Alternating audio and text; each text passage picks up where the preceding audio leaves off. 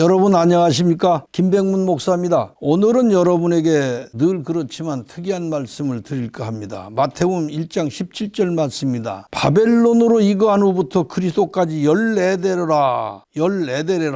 그러나 스알디엘부터 예수 그리스도까지는 13대고 그리스도가 14대가 되는 것입니다. 저도 사실은 이 말씀을 모를 때는 전혀 분리를 못했는데 이 말씀을 읽고 깨달으면서 깜짝 놀란 것은 예수님은 13대고 그리스도가 14대라는 사실을 알고 아주 깜짝 놀랐어요. 여러분 한번 성경을 족보를 자세히 보면서 세어보세요. 여러분 직접. 예수님이 14대인가 13대인가. 예수님이 13대고 그리스도까지 14대라 그랬어요. 그리스도까지. 그러니까 예수님은 두 가지 형상을 가지고 세상에 오셨는데 하나는 육체로 오신 예수님이시고 하나는 말씀으로 오신 예수님이시다 그 말이에요. 요한복음 12장 48절에요. 곧 나의 한 그 말이 마지막 날에 저를 심판하리라. 나의 한 말이라고 그래가지고 한 인격으로 그 예수님의 그 그리스도라는 존재를 세우신 것입니다. 이 말씀은 예수께서 죽고 부활하신 후 세상에 오실 보혜사 성령 곧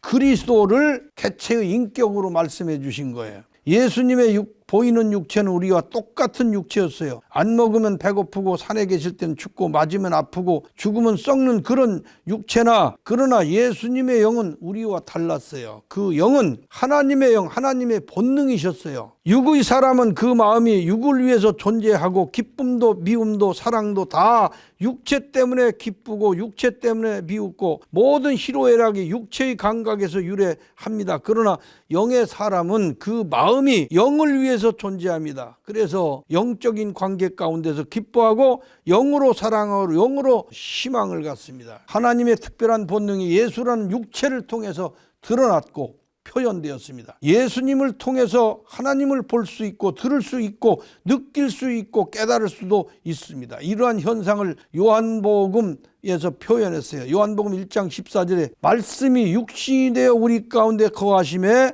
우리가 그 영광을 보니 아버지의 독생자의 영광이요 은혜와 진리가 충만하더라. 골로새 1장 5절 그는 보이지 않는 하나님의 형상이요 예수님은 보이지 않는 하나님의 형상이다. 그러면 아담은 누구의 형상인가요? 아담도 하나님의 형상이죠. 그런데 아담이 자기 형상 곧 하나님의 형상대로 사람을 창조하시되 이 말씀을 보면 예수님은 보이지 않는 하나님의 형상이라고 했는데 아담 보고는 보이지 않는 하나님의 형상이라 뭐 그런 말 하지 않았어요. 왜냐? 아담이 범죄하기 전에는 아담의 육체는 그 벌거벗은 것도 보이지 않는 육체였기 때문에 보이지 않는 형상이다 그런 말을 할 필요가 없죠. 아담은 범죄한 후 벌거벗은 것이 보이는 육체가 되었기 때문에 아담은 육체가 변질되기 전에는 하나님의 안 보이는 형상과 같았던 것이죠. 보이지 않는 하나님의 형상이라고 말할 필요가 없죠. 그러나 예수님은 영은 하나님의 형상이라 육체는 변질된 육체를 입고 오신 하나님의 형상이기 때문에 그는 보이지 아니하시는 하나님의 형상이라고 그렇게 말할 필요가 있었던 것입니다. 예수님은 본래 하나님과 함께 계시던